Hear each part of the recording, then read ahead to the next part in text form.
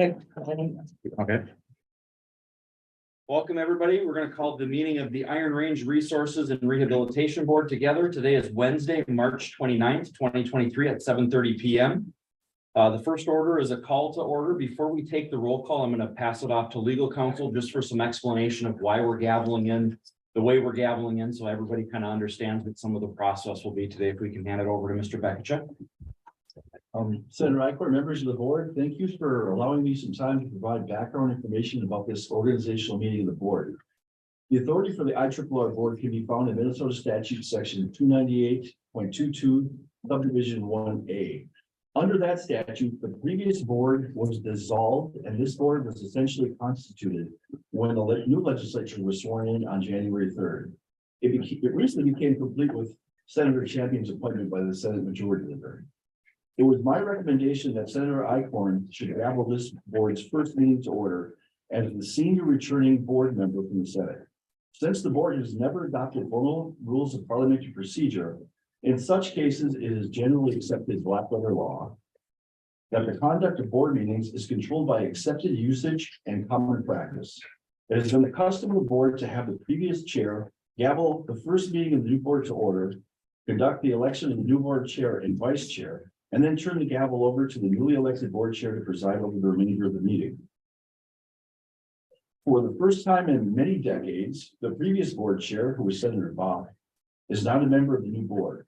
So therefore, I determined that parliamentary custom called for the most senior returning board member from the same legislative chamber to take the gavel to start the meeting for the purpose of calling roll and conducting the organizational meeting.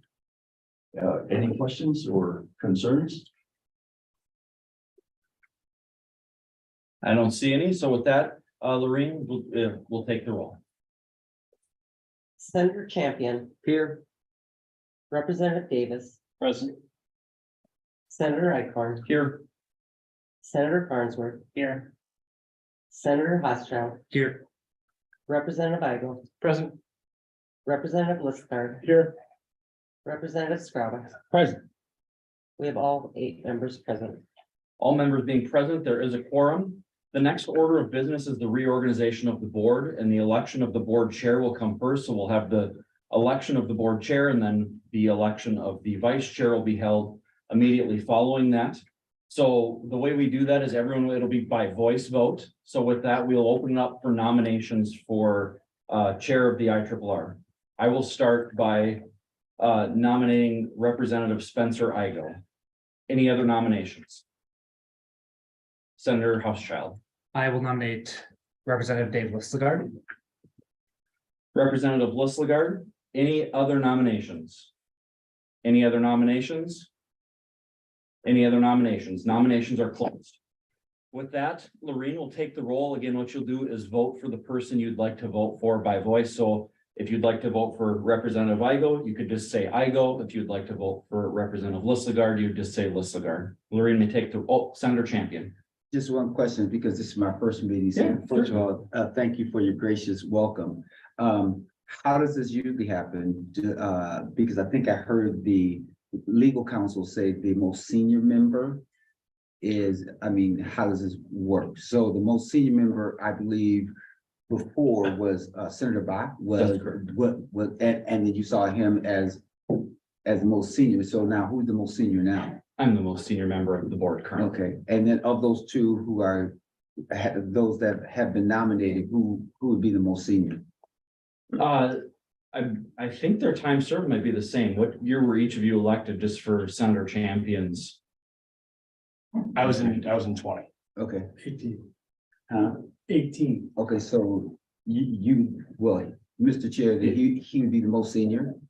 I'm the most senior member of the Senate. The Senate previously had the gavel, so the senior most member of the Senate would gavel the meeting in. Had it been flip-flopped, the senior most member of the House would gavel the meeting in. So in this case, had Representative Eklund, say, for example, been the chair previously, Representative Listgard would have gaveled the meeting in.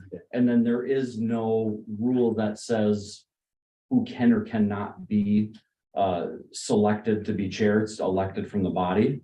So in theory, Representative or Senator Farnsworth could have been nominated, or even though we already had a senator, that doesn't have to go back and forth. Typically, that's been the practice. But we have what we have for nominations today, so if there's any other questions, Mr. Bekich might be able to help us, but hopefully that helps clear up some of the questions. Yeah, I have one Senator additional House, Mr. Vecchio. So what has been the tradition with the IRRB in the past? It's from my understanding that, you know, every other session, they go to the House and then to the Senate and back to the House again. And that's kind of, I don't know if that's an official rule or a tradition. And then in addition to that, it's my understanding that it has often been that the most senior member from that body has taken on the chairmanship. Can we get any background on the history for some of our new members? I'm a new member as well. Mr. Bekich? Sure. Chair Icorn, Representative Hoschild, or Senator Hoschild, sorry. The legislature changed the board statute in 2017. Prior to that time, there was nothing in statute that regarding the procedure for electing the chair. The board has adopted a procedure to elect a chair now, and it's a majority vote of the board. So that's the current procedure that's in place. Okay. Thank you. Any other questions before we take the vote? Seeing none, Lorraine will take the roll. Again, it's by voice vote, so say the name of the individual you wish to vote for. Senator Champion, Listegar, Representative Davis, I go. Senator Icorn, I go. Senator Farnsworth, I go. Senator Hoschild, Listagard. Representative Igo, I go. Representative Listagard. Representative Scrava. I go. We've got 5 yeas for Igo and 3 yeas for Listagard. There being 5 ayes for Representative Igo, Representative Igo is elected chair of the IRRB. I'll pass the gavel down to Representative Igo. Congratulations. Thank you. Point of order, sorry. Senator Icorn, usually the returning chair also conducts the election of the vice chair. That's been our Oh, That's right. practice. all right. With that, the election of the vice chair is now open. We will take nominations. Senator Housechild, Representative Listagard. Representative Listagard has been nominated. Any additional nominations? Representative Igo. I will nominate Senator Justin Eichhorn. Senator Icorn has been nominated. Any additional nominations? Any additional nominations? Any additional nominations? Nominations are closed. If there's no other questions, Lorraine will take the roll. Senator Champion, Listegar, Representative Davis, Acorn. Senator Icorn, Icorn, Senator Farnsworth, Eichhorn. Senator Hoschild, Listagard. Representative Igo, Eichhorn.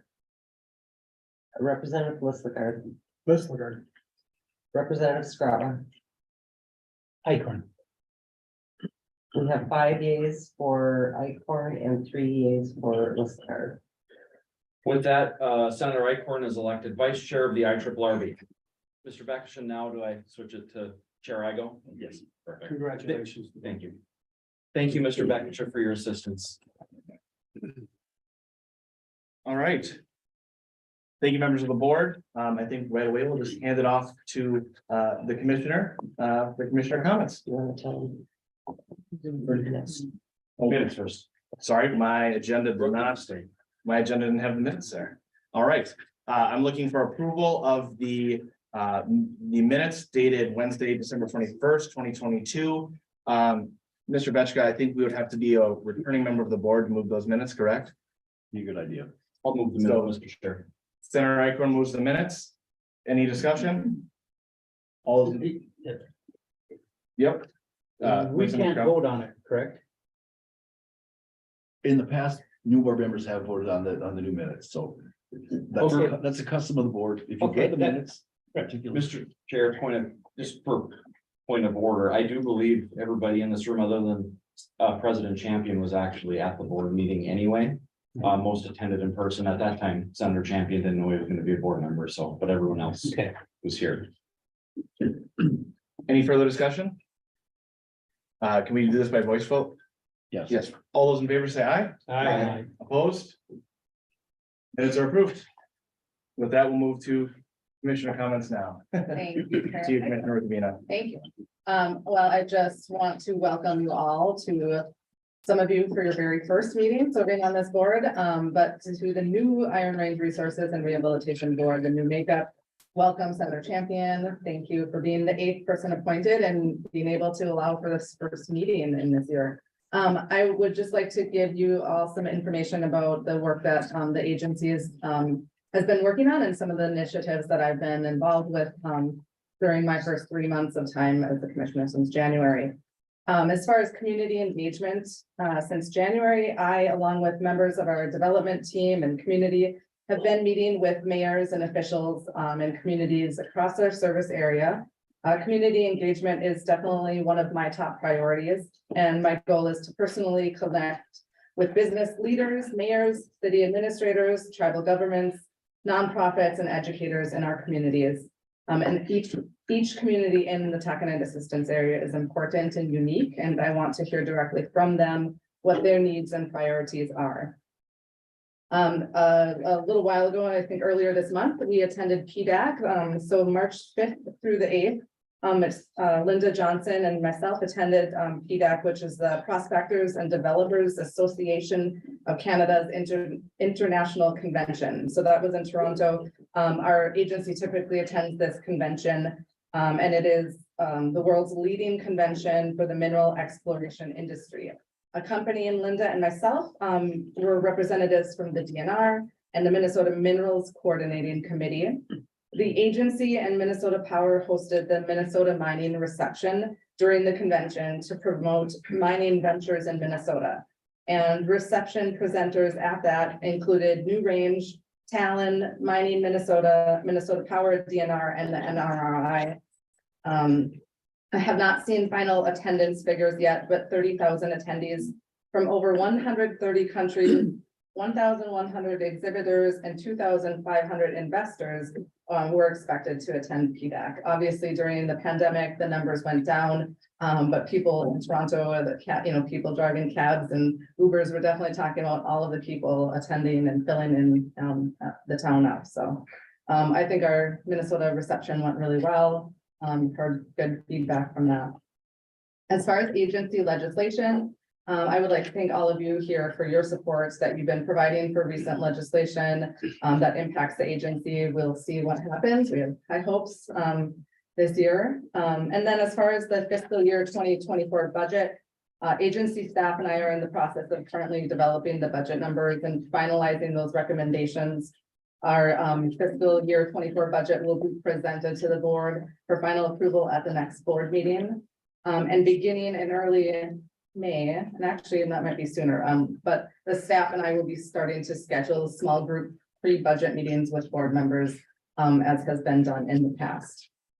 And as far as a regional tour, we are hoping to schedule, and actually not regional, but we're hoping to schedule the next IRRB board meeting for up north at our agency in conjunction with hopefully a mine tour and a tour of maybe other agency business or community projects.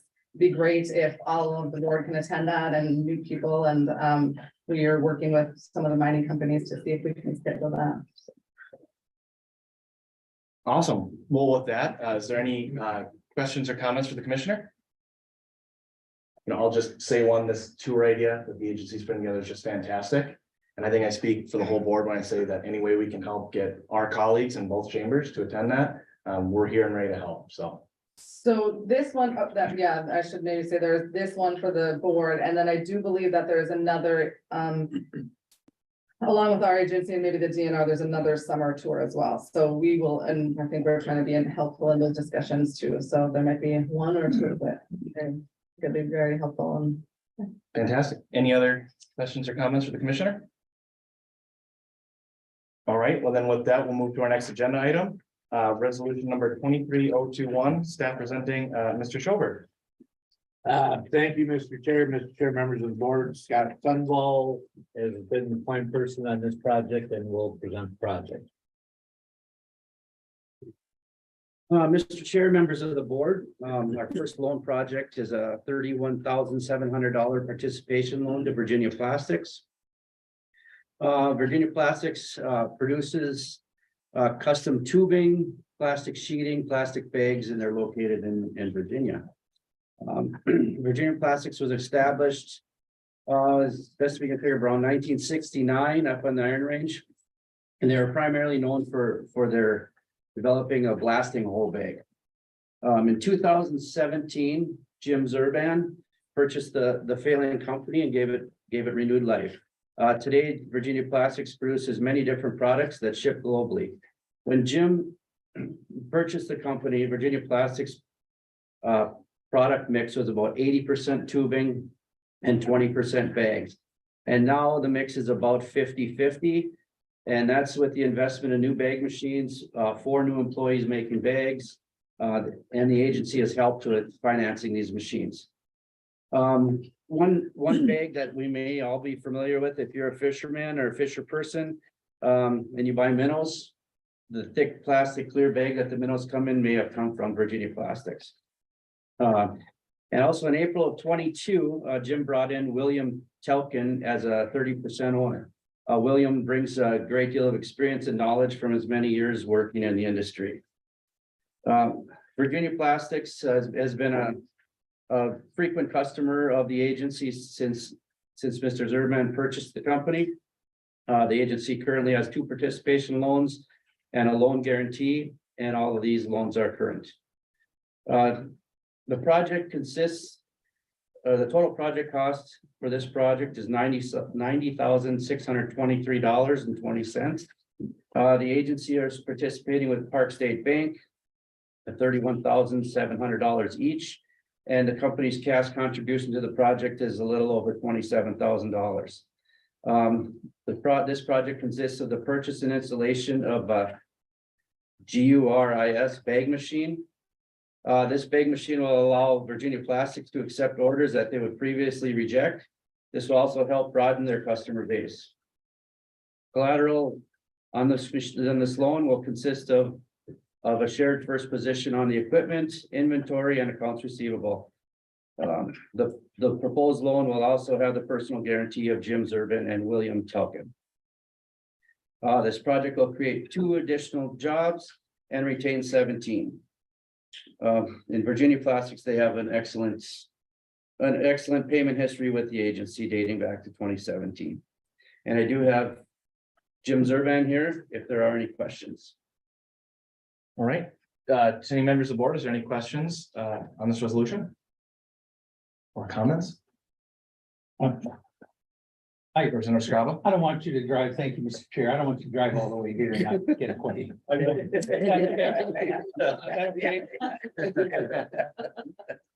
How was your drive down? No.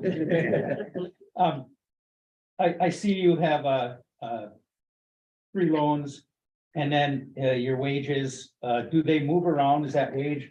Is that the constant wage? Or is that the median wage? Do you have any trouble finding employees? Yeah, I mean, everyone's having trouble finding employees, so. that's one of our biggest issues is staffing. Not just finding the right people, and we can find people, but they just don't last. And I think that's kind of happening everywhere, but we've done everything we can, I believe, to accommodate our employees to try to keep them with us. We've done things, wage increases, keeping up with all the cost of living things. We've implemented a profit sharing program. Just last year, we implemented it the first quarter last year. And that's been going well, and that has helped retain a few people. But yeah, it is an issue. Okay, Mr. Chair. Yep. Representative Scrabble. Thank you. Mr. Chair and Mr. Zurban. You got a pretty good shot in the arm here, this big contract, you know, and when you get more of them, because you're getting a bigger machine in that. Any idea how you're gonna get more employees? Or you're gonna? Well, with this equipment, you don't need a whole lot of employees to run it. We do plan on running the equipment 3 shifts. We go 5 days a week, and we run 24/5. Okay, so we want employees to be operating these machines every shift of all those days. All right, thank you. And right now, we don't, but we're searching. Thank you, Jay. Thank you. Thank you, Mr. Chair. Any other questions or comments? I'll just make one in closing. Thank you to the agency and you, Mr. Zervin, for coming out and working on this. It's great to see the, three kind of different ways that we're partnering on this to expand your operations, and this is the kind of economic development we like to see. Yeah. So thanks for coming down today. I appreciate it. With that, Lorraine will take the roll on the resolution. Oh, excuse me, I need a motion. I need the motion. Excuse me. I haven't chaired a meeting before. So with that, I'll see a motion to move it. Mr. Chair, I would move that we grant. Representative Scava moves the motion. Is there a second? Second. Senator Housechild. Any further discussion? With that, Lorraine, take the roll. Yes. Chair, I go. Yes. Quick clarification. Yes. We don't have to take roll call votes because no one's participating electronically. So Oh, it's unnecessary unless someone calls for the roll. okay. No one's calling for the roll. All those in favor say aye. Aye. Opposed? Motion. The only thing I want to bring up is last time when Senator Bach was here, he used the House and Senate rules where you don't need a second. Yep. I'm a Roberts rules guy like you just did. Yep. I'm a second guy, but it's however you want to run the meeting. If I remember correctly, Al, is that right? I think Senator Bach said that, so I appreciate you going back to this way, but that's just my. Thank you, Representative Scava. So next on the agenda will be resolution number 23-022. That'll be Mr. Schoberg and Mr. Sunball again. Thank you, Mr. Chair, members of the board. Before Scott introduces this project also, I just want to point out that typically a stock sale in and of itself wouldn't be a priority of the agency. However, in this case, we felt it was right to proceed with participation to ensure that a long-standing business in our region stays in our region rather than to be sold to outside interests that may move it from the region. And with that, I didn't ask Scott to introduce it. Okay. Okay, Mr. Chair, members of the board, our next loan project is a $1.5 million participation loan to Forboni Wholesale Distributors Incorporated. Forboni Wholesale Distributors Inc. is a full-line food distribution company which produces a variety of sausages, special needs. Many of you might be familiar with Forboni's porchetta sausages. Forboni's was originally established in 1968 in Hibbing, Minnesota by Irene and Leo Forboni. The company was then purchased in 1995 by longtime employees Mark and Wayne Tooney, which then started Forboni's Wholesale Distributing. The company currently concentrates in approximately a 100-mile radius out of Hibbing. The participation loan with Grand Rapids State Bank will secure Forboni's Wholesale Distributing will maintain its operations and retain its 30 employees in the Hibbing area. And especially with the new ownership of Chris Burgum here, longtime Hibbing resident and Side Lake resident. Chris Burgum and Michael Moulton plan to maintain operations in Hibbing and eventually grow their service area and increase their market share. With Chris's long history of sales and with the existing owners, Mark and Wayne staying on for the next year to consult, the future looks very bright for Forboni's Wholesale. This total project cost is $6.2 million. The agency will participate with Grand Rapids State Bank at $1.5 million. Grand Rapids State Bank will be in with $2 million.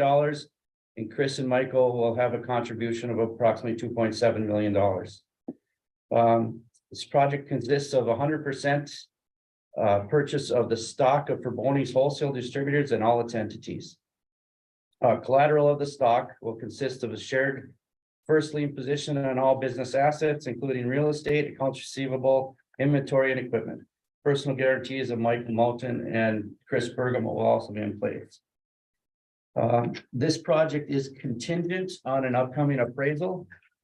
I guess we don't expect any surprises in the appraisal, but however, if it does come in higher or lower, the agency's participation is capped at $1.5 million. The appraisal is expected within the next couple weeks.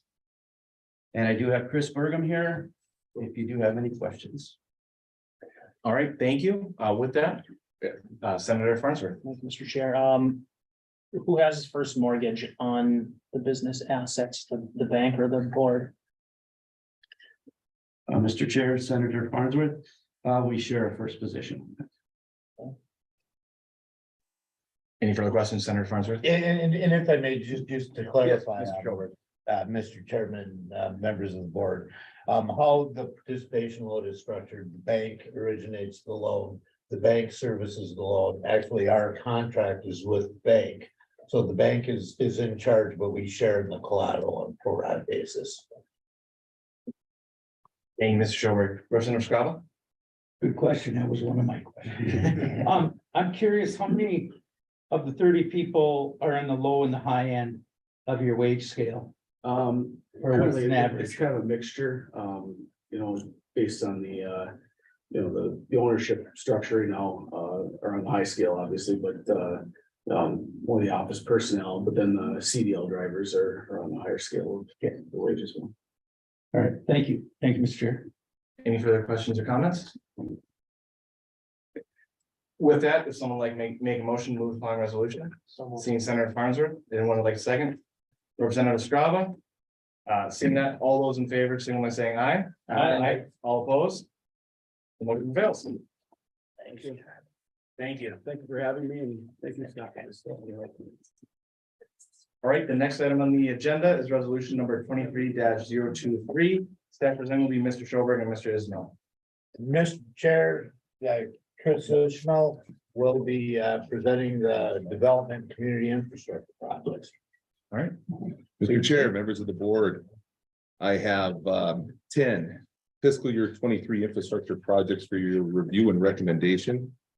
Total Iron Range Resource Rehabilitation investment, $2,370,000. Total investment for the projects, $32,538,568 with a leverage of 12.7 to 1.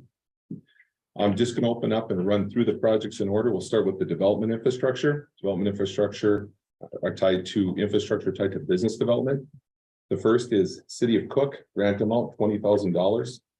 Project consists of power service upgrades and taxi lane extension for new hangar development. The Cook Municipal Airport is currently at capacity with hangars and private hangar construction. The FAA approved a taxi lane extension to accommodate the construction of 11 new private hangars at the airport. Project is expected to create 13 construction jobs. City of Ely, grant amount $400,000. Project consists of water main replacement, sanitary sewer upgrades, and road reconstruction. The city will replace water main along Trunk Highway 169 from 21st Avenue East to the International Wool Center to improve capacity for planned business development in the corridor. The existing water line is currently off due to deterioration and unrepairable leak under this highway culvert. In addition to that work, as a part of the project, there's additional water, sewer, and storm sewer water upgrades to service several business expansions. And you see a bulleted list in front of you. Spirit of Wilderness Canoe Outfitter expanded bunkhouse for guests and employment housing. Hammerheart Brewery, a new business that'll be relocating from Lino Lakes, Minnesota to open a brewery. Trembath Machine and Welding, existing welding shop and machine shop. Voyager North Outfitters, rental cabin development, building new cabins within the city limits as part of their resort. And Zepp's Food Market, entrance access improvements for newly expanded grocery store to create additional parking and improved access. And then potential future planned housing. Project is expected to create 8 permanent jobs and 13 construction jobs. City of Grand Rapids, grant amount $300,000. Project consists of site work for the conversion of the former Murphy Elementary School into an early childhood and childcare facility in Grand Rapids. The development will create a 38,000 square foot early childhood hub with 221 childcare slots, including 10 new slots. The year-round facility will have 66 full-time staff, which includes the retention of 63 existing employees and 3 new employees. The centralized space will be utilized by the Invest Early program, Food Task a Head Start, and teenage and parent programs. The project is expected to create 3 permanent jobs and 13 construction jobs. Next project, City of Grand Rapids.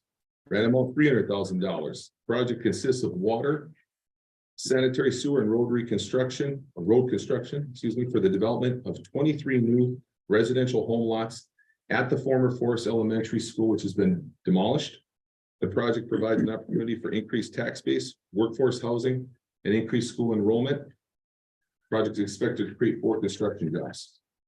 Community infrastructure projects, City of Crosby. Grant amount $150,000. Project consists of the construction of a new roundabout lane reconfiguration. The intersection reconstruction location is on the city limit line for the city of Crosby and its neighbor Deerwood Township. We won't get into the MnDOT study. What I can tell you is that this is a project in direct correlation to the new development of Minor Super One store. And as part of their location in that community and the new development, the multi-million-dollar development, they had to do this project and create this roundabout to provide access. So it was always a part of that project. The project is expected to create 14 construction jobs. City of Grand Rapids, grant amount $500,000. Project consists of rehabilitation and upgrades to the Alaska Recreation Association IRA Civic Center. Project involves ADA improvements, including the addition of an elevator and parking lot upgrades, creation of 2 flexible public meeting rooms, replacement of the failing roof truss system, replacement of the ice making equipment, and upgrade and replacement of electrical heating, venting, and air conditioning. Project will refurbish and sustain a public facility that, according to the University of Minnesota study, has an annual positive economic impact of $3.3 million and indirectly employs 48 full-time equivalent positions in the Grand Rapids area. This is a $15.6 million project that has multiple funding sources. So we're coming in with a small component of this. City of McKinley, grant amount $250,000. Project consists of water filtration for residents of McKinley. The water supply quality has been compromised because of scaling in the city's municipal water distribution system and their lines. The project is a short-term solution, but will provide immediate water quality improvements to the residents. The next phase will include replacement of city water lines. Project is expected to create 1 construction job. City of Mount Iron, grant amount $150,000. Project consists of storm water drainage improvements on several streets. The drainage improvements will alleviate flooding and inflow infiltration issues. Project also includes electrical upgrades and a new docking system at the West Two Rivers Campground.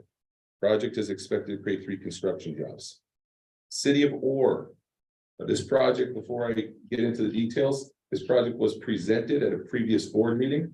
We're bringing this project back due to high costs on the bidding. The city is not at capacity to move forward with the project without some additional funding. They've agreed to put in some additional funding.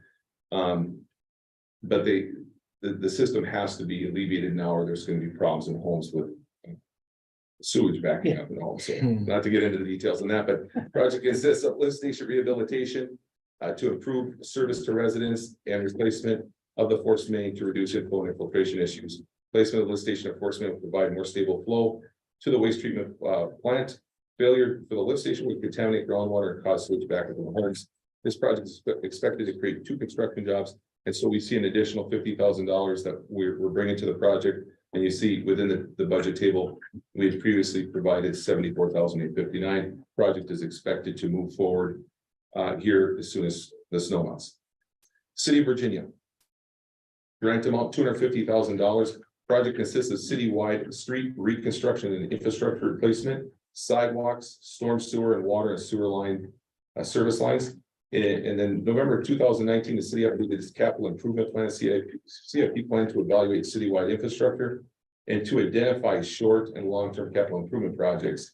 And what this has led to from that community is $10 million in projects over 2 fiscal years.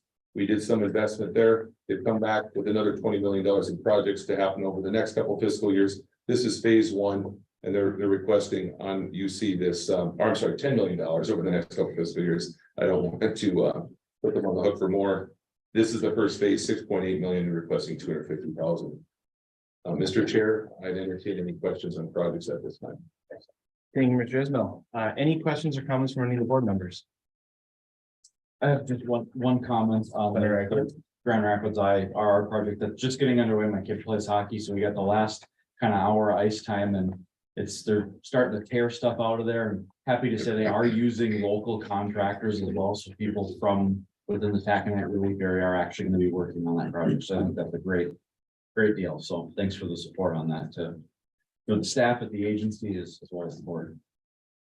Thank you, Senator Acorn. Senator Housechilds. Yeah, I just want to applaud the other Grand Rapids project for childcare.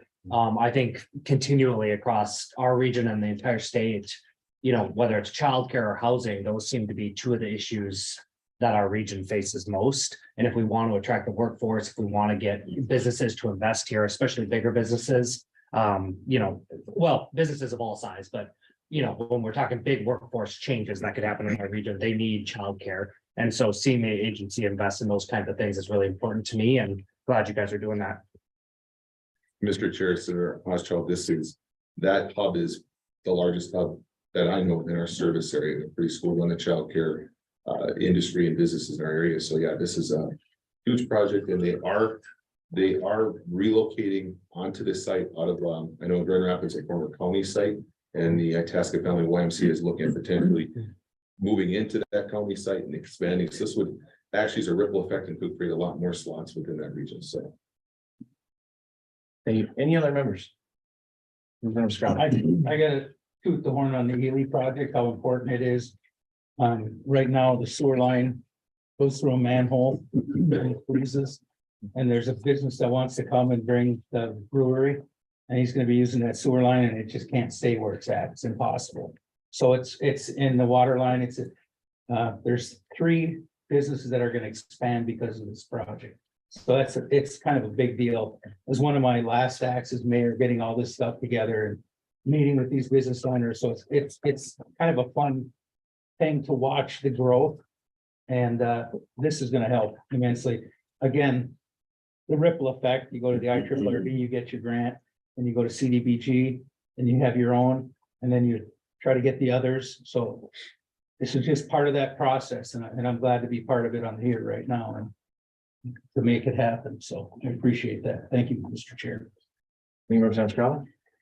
Anyone else? Mr. Chair, I'll move the adoption of resolution 23-023. Senator Acorn moves the resolution. Is there a second? Senator Housechilds will move seconds. Seeing that, all those in favor of passing resolution number 23-023 signify by saying aye. Aye. All those opposed? Motion prevails. Thank you. Our next agenda item is resolution number 23-024. Presenting will be Ms. Johnson and Mrs. Johnson. Chairman Igo, board members, we have 5 regional trail projects to bring to you today. Total IRRR investment, $190,700. Total investment, $402,600. We have Jim Plummer here today to go over the 5 regional trail projects for you.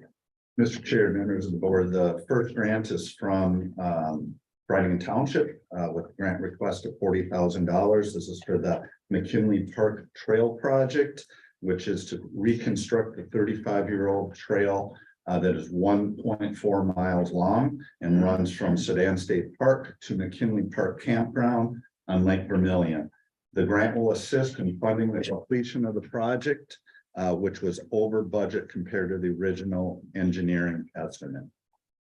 The second grant is from the city of Crosby with a grant request of $43,200. The project is to create a mountain bike trail and instruction area at the grounds of the Cuyuna Range Elementary School. The trail will be used to teach students mountain bike riding skills and safety, and will benefit the entire student body of over 500 students. The third grant is from the Path Blazers Snowmobile Club with a grant request of $45,000. The request is to purchase a used groomer. The used groomer will be used by the Path Blazer Snowmobile Club to maintain the 68 miles of DNR grant in aid trails in the Chisholm, Hibbing, and Side Lake areas to support both local and tourist destination riders. The fourth grant request is from Northern Tracks ATV Club out of Chisholm. The grant request is for $50,000. The Northern Tracks ATV Club maintains numerous miles of highway trails in the Chisholm, Hibbing, and Side Lake areas. Proposed is to purchase a dozer for club volunteers to maintain the trails. And the fifth and last grant request is from the North Superior Ski and Run Club with a grant request of $12,500. North Superior Ski and Run Club was established in 1979, and they operate and maintain the Pincushion Trail System, which is a Nordic ski, trail running, and hiking area. The proposed project is to repair and rebuild several segments of the trail system and to purchase a flail mower for summer use. I Fantastic. can entertain any questions, Mr. Chair and members. Thank you, Mr. Plummer. Seeing the members of the board, is there any questions or comments? Representative Scrabble. You know, sitting on legacy and especially legacy, but environment, natural resources and capital investments. I see all these projects come throughout the state from all over, millions and millions of dollars in trails and everything. And these actually get done. You know, I mean, it's impressive what we do. One of the things that got my brain going here. This is for students. Is this for during the school year to help them teach this? In the summer, is there any way to tie this into some of these programs of the kids down here to get them up north? To show them what we have. There's a lot of projects down here where the kids they only go for a day or 2 days. I know Wilderness Inquiry has a program to get kids up into the Boundary Waters or Voyageurs National Park. I'm just wondering, is there some way we can get the kids from down here? There's a large minority group of kids that, again, the best thing about kids is they don't have any bias. They show up and they're like, can I ride my bike? Yeah. And we have world-class bike riding up there. I'm just trying to figure out how we can get some of those folks up to our stuff here to use this, because this is, if you're teaching kids, if this is kind of a entry-level bike trail where kids are going to learn how to do this, is it possible to operate this in the summer or anything like that? Mr. Plummer. That's a big question. Yes. You know, I mean, we've had this regional trails program now for, I believe, 6 years. Yeah. And we're making a lot of headway. We've become really a world-class mountain bike destination in Northeast Minnesota with the development of Tioga, Redhead, Giants Ridge. Of course, we have Duluth outside our service area, Cuyuna, Split Rock Wilds, Lutzen. I mean, it's amazing. We are a world-class destination mountain biking area now, Northeast Minnesota. We are becoming one of the premier ATV ridership areas in the country as well, hopefully surpassing the state of Wisconsin soon. And it's amazing what we're doing. It really is. But I mean, and one of the greatest things about trails, of course, is kids and participation. Kids, families, and moms. That's what I love to see. So I don't know if that answers your question, but we've got the infrastructure now. Yeah. To attract them. Yeah, I'm just good. Thank you. Yeah. Thank you. Any other members of the board? Seeing no one, someone like to make Senator Farnsworth will move. Is there a second? Representative Davis moves. Seeing that, all those in favor, please signify by saying aye. Aye. All opposed? Motion prevails. With that, we have reached the end of the agenda. Is there any other further comments by any of the agency staff, the commissioner, or any members of the board? Go ahead, Senator Champion. I'll go second. I just want to say thank you again for welcoming me tonight. Thank you for the calls that I've gotten already, just saying, hey, you're going to come up and be with us. So I am truly with you. So I am looking forward to the opportunity to come and learn and grow and exchange ideas. I know a lot about the area, only enough to be dangerous, let me just say, from talking to, Senator Bach, and I served with Tommy Ricavina. He and I used to sit right next to each other, so I learned the Ranger walkout. And And so I just wanted to know that, it's been a pleasure also to serve with Senator Hochschild as well as Senator Icorn and the others. So I come with an open mind and with great humility, because I think it's important for us to see each other and grow. So I love your idea of kids coming up there, but I think it'd be great to have legislators go up there, because one of the things I think we should reintroduce and really think about is doing some exchanging so that we can learn more about each other, because I think that allows us the opportunity to see each other's humanity and to find ways to find common ground. So I'm open, so I hope that you'll be open, and I'm looking forward to getting on someone's boat and eating some food. And you want to catch fish? And get some fish. I will try to get you in a boat this time. And let me just say, I don't mind someone else catching the fish and I eat. But I do love to fish because my parents and I would go fishing all the time. My dad, and he's no longer with us, but my mom is still with us and she's alive and kicking and doing well, let me just say.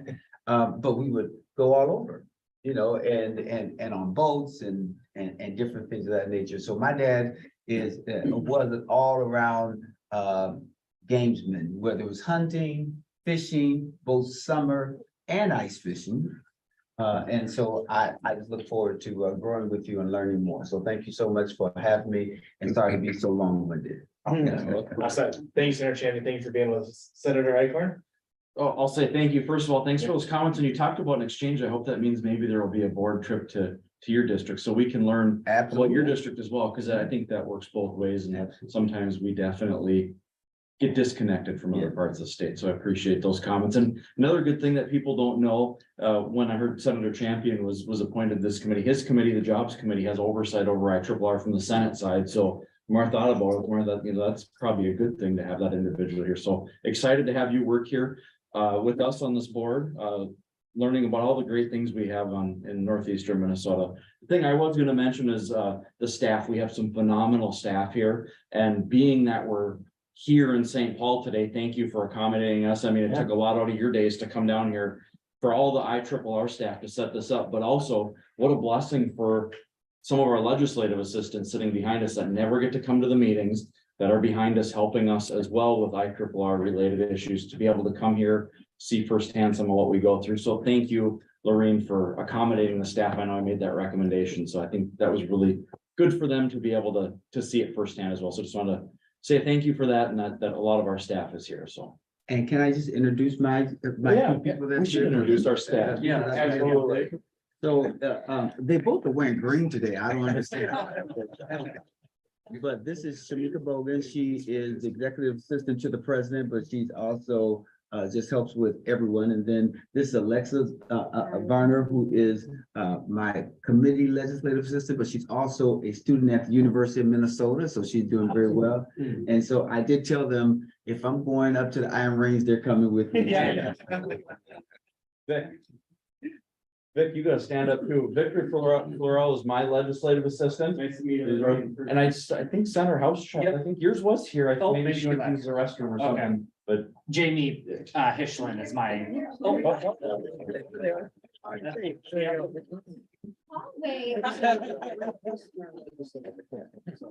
Just introducing you guys. It's Jamie. I drove to Hibbing yesterday. I helped my grandpa and got 3 hours of sleep and drove down today. I'm considerably tired. Hey, I'm Melissa Guards LA. Did you drive to Hibbing yesterday? Oh, staff, thank you for all that you help us. That's all I have. And thank you again.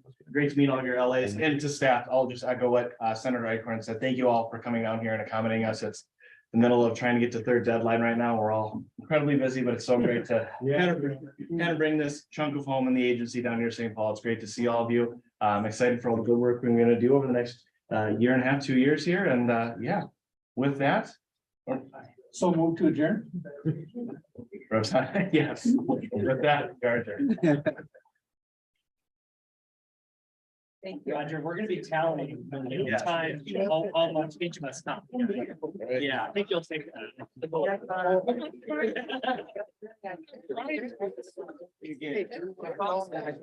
Yes, yes.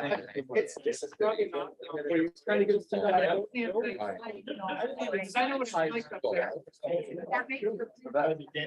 that.